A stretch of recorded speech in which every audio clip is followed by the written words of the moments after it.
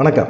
தமிழ் சினிமாவில் திரிஷா ஒரு ஹீரோயினாக தொடர்ந்துகிட்டு இருக்காங்க. ஆனால் பெரும் சர்ச்சையும் இருந்துகிட்டே இருக்குது. திரிஷாவுக்கு இப்போ வாய்ப்புகள் அதிகமாக வருது. காரணம் என்னன்னு கேட்டிங்கன்னா, நயன்தாராவுக்கு மார்க்கெட் குறைஞ்சி போச்சு. நயன்தாரா தான் கொஞ்சம் ஃபேமஸாக இருந்துகிட்டே இருந்தாங்க. எல்லா படத்துலையும் அவங்க தான் நடிச்சிட்டு இருந்தாங்க. நயன்தாராவோட மார்க்கெட் குறைஞ்சி போனோன்னா திரிஷா இப்போ அந்த இடத்துல இருக்கிறாங்க. இந்த வருஷமே பார்த்தீங்கன்னா தமிழ், தெலுங்கு அப்படின்லாம் படம்லாம் வர இருக்குது. ஒரு பக்கத்து பார்த்தீங்கன்னா விஜயோட ஜோடியாக சேர்ந்துட்டு அவங்க சுற்றுறாங்க. விஜய், திரிஷா அப்படிங்கிற ஒரு மேட்ரு இருக்குது. திரிஷா ஒரு 20 வருஷமாக 20 வயசில் அவங்க சினிமாவில் நடிக்க வந்தாங்க. முதல்ல பார்த்தீங்கன்னா மிஸ் சென்னை அப்படிங்கிற ஒரு பட்டம் வாங்கினாங்க. அதுக்கப்புறமா லேசா லேசா அப்படிங்கிற ஒரு படத்தில் அவங்க ஹீரோயினோட தோழி அப்படிங்கிற மாதிரி இருந்தாங்க. அதை தாண்டி பார்த்தீங்கன்னா அவங்களுடைய முதல் படம் அப்படின்னு சொன்னீங்கன்னா லேசா லேசா தான். ஆனால் வெளிவந்த படம் மௌனம் பேசியது அப்படின்னு சொல்லி ஒரு படம். அந்த படம் வெளிவந்த போது பார்த்தீங்கன்னா திரிஷாவுக்கு 20 வயசு. தொடர்ந்து 20 வருஷமாக சினிஃபீல்டில் ஒரு ஹீரோயினாக தொடர்ந்து தன்னை ஒரு இளமையோட தக்க வச்சுக்கிறாங்க அப்படிங்கிற மாதிரி இருக்குது. ஆனால் இவங்க அதுக்கப்புறமா பார்த்தீங்கன்னா தொடர்ந்து அவங்க நடித்த படங்கள் எல்லாமே ஹிட்டு. அதுக்கப்புறமா அவங்க தமிழ், தெலுங்கு இப்படின்னு சொல்லி போக ஆரம்பித்தாங்க. கோலிவுட், டோலிவுட் அப்படின்னு சொல்லி அவங்க ஆதிக்கத்தை அதிகப்படுத்திக்கிட்டே போயிட்டே இருந்தாங்க. இப்போ பார்த்தீங்கன்னா திடீர்னு நடுவில் அவங்களுக்கு ஒரு சர்க்கிள் இருந்தது. என்ன காரணம் அப்படின்னு தெரியல. திடீர்னு ஒரு நடுவில் திரிஷா அப்படிங்கிற ஒரு கேரக்டரை காணோம். அந்த மாதிரி சூழ்நிலையில் 96 அப்படின்னு ஒரு படம் வந்துச்சு. விஜய் சேதுபதியோட திரிஷா நடித்தாங்க. செம்ம ஹிட் ஆகிடுச்சு அந்த படம். செம்ம ஹிட்டு. மக்கள் மத்தியில் திரிஷா திரும்பவும் ஃபார்முக்கு வந்தாங்க. அப்புறமா பொன்னியின் செல்வன், ராங்கி, விடாமுயற்சி, குட் பேட் அக்லி, தக் லைஃப் அப்படின்னு சொல்லிட்டு எல்லா படத்துலையுமே நடித்தாங்க.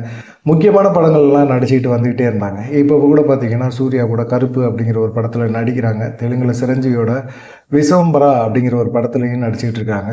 2 படங்களும் இந்த வருஷம் வெளிவருது. திரிஷா இப்படி இருக்கும்போது திரிஷாவோட கேரியர் இப்போ திரும்பவும் பிக்கப் ஆயிடுச்சு. விஜயும் முக்கியத்துவம் கொடுத்துக்கிட்டே இருக்கிறாரு. இப்போ சமீபத்தில் ஒரு திருமண நிகழ்ச்சியில் விஜயோட சேர்ந்து போனாங்க. விஜயோட ஒய்ஃப் சங்கீதா அவங்க டிவோர்ஸ் கேட்டிருக்காங்க. இந்த மாதிரி சூழ்நிலையில் விஜய் கூட திரிஷா சேர்ந்து ஒரே மாதிரி ட்ரெஸ் போட்டுக்கிட்டு போகிறது தப்பு அப்படின்னு திரிஷாவுக்கும் தெரியும், விஜய்க்கும் தெரியும். மக்கள் பார்க்குற மக்களும் 2 பேர்த்தையுமே தவறாக பேசுவாங்க அப்படின்னு தெரியும். அதை பற்றி அவங்க கவலைப்பட்ட மாதிரியே தெரியல. இந்த மாதிரி ஒரே மாதிரி ட்ரெஸ் போட்டுக்கிட்டு போய் அந்த திருமண நிகழ்ச்சியில் கலந்துக்கிட்டது மிகப்பெரிய ஒரு சர்ச்சையாச்சு. இது சம்மந்தமாக விஜய் பேசும்போது கூட ஒரு மகளிர் தின கொண்டாட்டத்தில் பேசும்போது கூட ஒரு விஷயத்த சொன்னார். அவ்வளோ தூரம்லாம் அவங்க ஒர்த்து கிடையாது அப்படின்னு சொல்லி சங்கீதாவை சொன்னார். ஆனால் இது சம்மந்தமாக திரிஷா இது வரைக்கும் வாயை திறக்கவே இல்லை. திரிஷா விஜயோட ஒரு நடிகைக்கும் தொடர்பு இருக்குது அப்படிங்கிறது தான் சங்கீதாவோட குற்றச்சாட்டு. அந்த குற்றச்சாட்டு திரிஷாவாக இருக்குமா அப்படிங்கிறது தான் எல்லாத்தோட எண்ணமும் இருக்குது. ஆனால் திரிஷா இது சம்மந்தமாக எந்த விதத்துலேயும் பார்த்திங்கன்னா அவங்க வாய் திறக்கவே இல்லை. நேற்று கூட ஏர்போர்ட்டில் அவங்கள செய்தியாளர்கள் சந்தித்து கேட்டாங்க. ஒன்றுமே பேசலை. அவங்க அதை பற்றியுமே எதுவுமே பேசாமல் இருந்துக்கிட்டே இருந்தாங்க. சமீபத்தில் அவங்க பழசு பேசின வீடியோக்கள்லாம் நிறைய ட்ரெண்ட் ஆச்சு. உங்களுடைய எதிர்கால ஆசை என்ன அப்படின்னு கேட்கும்போது நான் சிஎம் ஆகணும் அப்படின்னு சொன்னாங்க. கூட இருந்தவங்க எல்லாருமே சிரித்தாங்க. எப்படி சிஎம் ஆக முடியும்? அவ்வளோ சுலபத்தில் சிஎம் ஆகிட முடியுமா? அது ஒரு அரசியல் கட்சியில் சேரணும், அரசியல் இயக்கமாக மாறணும், அதில் போய் பணியாற்றணும், பயங்கரமான கஷ்டம்லாம் இருக்குது. அதில் எப்படி சிஎம் ஆக முடியும் அப்படின்னு சொன்னால் அந்த விஷயமும் ஒரு ட்ரெண்ட் ஆகிடுச்சு. அதுக்கப்புறமா பேசின இன்னொரு வீடியோவும் சமீபத்தில் ட்ரெண்ட் ஆகிட்டுருக்கு. அதில் என்னன்னு கேட்டிங்கன்னா, நான் திருமணம் செஞ்சுக்க ரெடியாக இருக்கேன். நான் திருமணம் செய்கிற நபர் சினிமாவை விட்டு விலகணும், சினிமாவில் நடிக்கிறது அப்படிங்கிற ஒரு விஷயத்தை விட்டு விலகணும். அப்படி அவர் விலகினார் அப்படின்னா நான் திருமணம் செஞ்சுக்க ஆசைப்பட்றேன், திருமணம் நான் பண்ணிப்பேன் அப்படின்னு சொன்னாங்க. அந்த திருமணம் பண்ணால் நான் கண்டிப்பாக கர்ப்பமானால் நான் சினிமாவில் நடிக்கிறத நானும் நிறுத்திடுவேன். அவர் சினிமாவில் நடிக்கிற நிப்பாட்டினார் அப்படின்னா நானும் சினிமாவில் நடிக்கிறத நிப்பாட்டிடுவேன் அப்படின்னு சொல்லி ஒரு காலகட்டத்தில் அவங்க பேசியிருக்காங்க.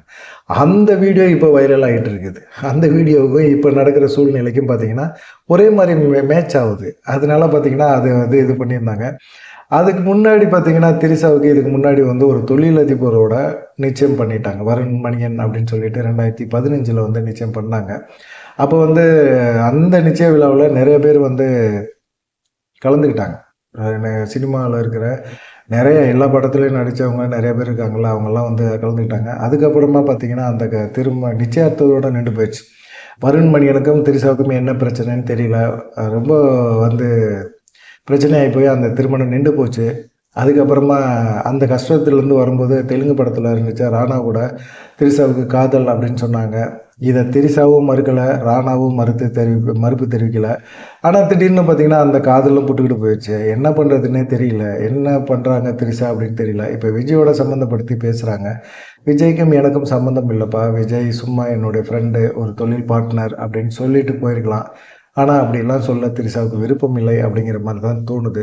நீங்கள் என்ன நினைக்கிறீங்க திரிஷாவை பற்றி அப்படிங்கிறத மறக்காமல் கமெண்ட் பண்ணுங்கள். என்னடா திடீர்னு இப்படி ஒரு வீடியோ போடுறேன் அப்படின்னு பார்த்தீங்கன்னா, இனிமேல் சினிமா சம்மந்தப்பட்ட செய்திகள் மட்டும் வீடியோவாக போடுவோம் பிக் பாஸ் ஆரம்பிக்கிற வரைக்கும் அப்படின்னு சொல்லிட்டு. அதனால தான் இந்த மாதிரி வீடியோ போடுறோம். உங்களுடைய கருத்துக்களை சொல்லுங்கள். இல்லை என்ன மாதிரி வீடியோ போடலாம் அப்படிங்கிறதையும் நீங்கள் மறக்காமல் சொன்னீங்கன்னா அது சம்மந்தமான வீடியோக்கள் போடலாம். நன்றி, வணக்கம். தொடர்ந்து நம்ம சேனலை சப்ஸ்கிரைப் பண்ணி பாருங்கள்.